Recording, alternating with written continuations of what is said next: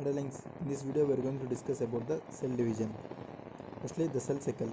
The cell cycle is completed in two phases. One is interphase and M phase.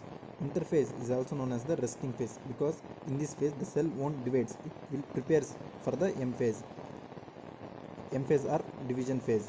So this is also known as the resting phase or preparation phase because it prepares for the next phase, that is mitotic phase. This interphase is divided into three subphases. One is G1 phase or gap 1 phase, S phase or synthetic phase, and G2 phase or gap 2 phase. And after G2 phase, it leads to the M phase or mitotic phase. In this mitotic phase, the cell division takes place. This M phase is again divided into two phases. One is karyokinesis and cytokinesis. Karyo means nucleus, kinesis means division. Means karyokinesis means nucleus division takes place. Under cytoplasm kinesis. Cytokinesis means cytoplasm division takes place in this cytokinesis.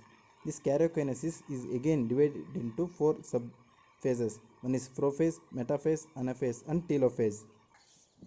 This is the cell cycle. It mainly starts with the G1 phase.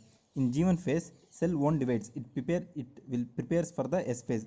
In this G1 phase, RNA synthesis increases and ATP synthesis also increases, and size of the cell increases, and the raw materials or enzymes which is required for the S phase will develop in this G1 phase.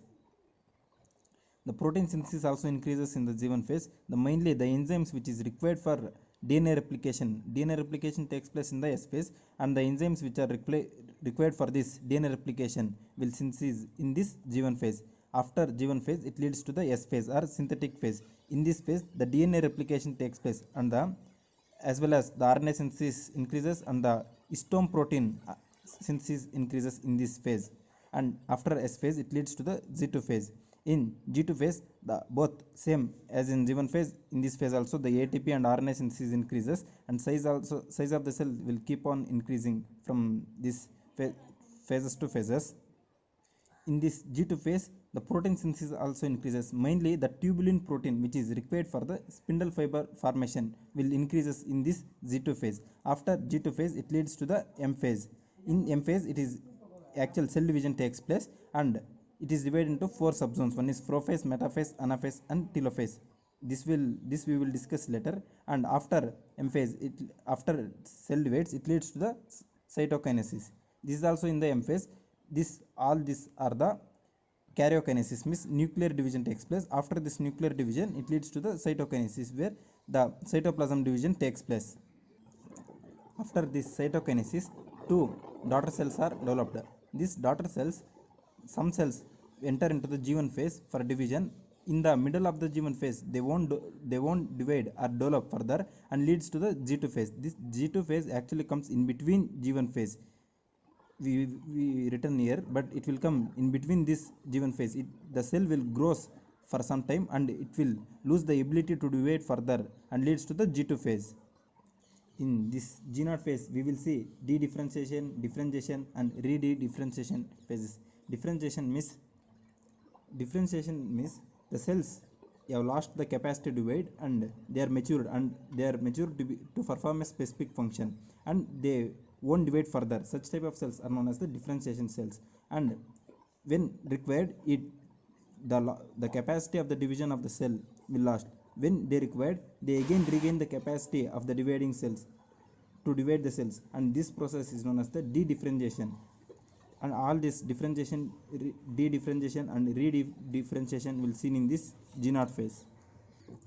In this cycle, the chromosome number remains same, but the C value will become double in this S phase. C value means the total DNA content in one set of the chromosome. And in firstly in G1 phase, the chromosome will be diploid, and the C value will be the 2C. 2C because diploid. Diploid means it contains 2C means C value means the total DNA content in one set of the chromosomes. Here two sets of DNA is there, so the C value is also double, 2C. And when it comes to the S phase, here the DNA replication takes place. See, this is the chromosome, and it has both parents chromosomes. See, this is one chromosome, and it has both parents DNA content. And in S phase, the chromosome remains same, but the DNA undergoes replication and leads to this structure, this type of structure. Here the DNA replication takes place. So the C value, the chromosome structure remains same, but the C value increases. So the chromosome structure is 1, but the C value leads to the 2, double, it will become double. So after a space the chromosome will be deployed, but the C value become deployed, become double and become to the 4C, and it will continue towards this way, towards the cycle.